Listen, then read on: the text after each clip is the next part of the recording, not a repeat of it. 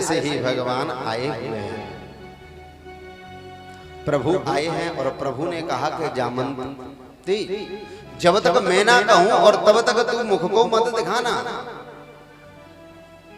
जब तक कहूं तब तक मुख को मत दिखाना। आज रुक्मिणी जी आई हुई हैं और रुक्मिणी जी जैसे ही आज जामंती के मुख को देखना चाह रही थी, जामंती ने कसकर के घूंघट पकड़ लिया है, मुख को नहीं दिखा रही है। रुक्मिणी मैया ने कहा कि बहन तू आई है द्वारिका में, रानी बनने का सौभाग्य प्राप्त हुआ है, रानी बनने का तुझे सौभाग्य प्राप्त हुआ है, पर मैं मुंह को कुछ नहीं देखती, मुंह को जब देखूंगी तो कुछ ना कुछ रुपए जरूर दूंगी। इस मुंह की कितनी बड़ी वैल्यू है। जब विवाह होकर के आता है तो मैयाएं जब मुख देखती हैं तो बहू को कुछ ना कुछ देती हैं। मैयाओं की बड़ी दो विशेषता बड़ी है। दो विशेषता कौन सी है? जब कोई बहू आए तो खाली हाथ मुख नहीं देखती हैं, कुछ ना कुछ उसे देती है। और एक विशेषता यह है कि जब गांव में कोई बर आ रहा है, कोई दूल्हा आ रहा है, तो भले ही चूल्हे पर दूध बन रहा हो, पर उस दूल्हे को देखने के लिए जाती हैं।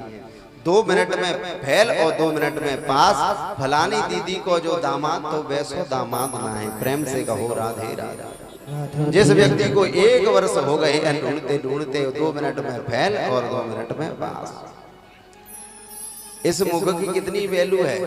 पैसे देकर के मुख को देखा जाता है और 1 वर्ष के बाद घूंघट कहीं पड़ा हुआ है, फिर भी कोई देखे प्यारे प्रेम से कहो राधे राधे। क्योंकि पहले विवाह होकर के आता है तो चंद्रमुखी, दूसरे महीने में सूर्यमुखी और साल भर में ज्वालामुखी। प्रेम से कहो राधे राधे। पहले महीने में तो पति कहता है, पत्नी सुनती है, दूसरे महीना में पत्नी कहती है तो पति सुनते हैं, और तीसरे महीने में दोनों कहते हैं और पड़ोसी सुनते हैं। तो ऐसा नहीं होना चाहिए। आज जैसे ही जामंती ने घूंघट को पकड़ लिया है, रुक्मिणी ने कहा कि प्रभु यह जामंती तो मुख को नहीं दिखा रही है, जामंती मुख को नहीं दिखा रही है। भगवान ने कहा ज्यादा सुंदर है तासो नहीं दिखा रही है। आज रुक्मिणी ने जैसे ही उस समय श्राप दे दिया है और कहा कि जिसकी जो पहले की सुंदरता है वह सुंदरता जैसे ही समाप्त हो जाए और जैसे मेरा रूप है और वैसे ही इस जामंती का रूप हो जाना चाहिए। आज जैसे ही श्राप दिया और उस समय घूंघट निकाला है तो ऐसा लग रहा था कि रुक्मिणी की दूसरी बहन घर में आ गई है। कहने का मतलब है ये जामंती जीव है।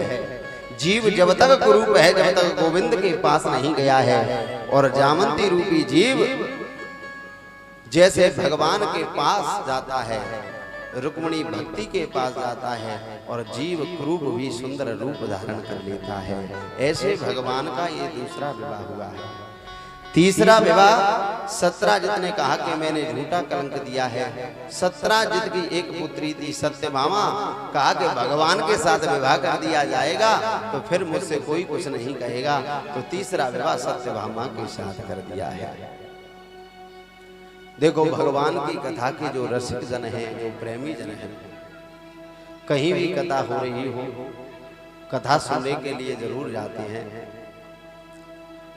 रोटी कोस दुकोसी पुड़ी पापरी वारे, जो सुने आवे माल पुआ खाए कोस 18। पुड़ी का भंडारा 15 किलोमीटर जाओगे फायदे में रहोगे, मालपुआ का भंडारा 18 किलोमीटर पैदल चल करके जाओगे तो फायदे में रहोगे। और उसी प्रकार जहां भागवत की कथा हो रही है वहां 50 किलोमीटर पैदल भी जाओगे पांडाल परिसर में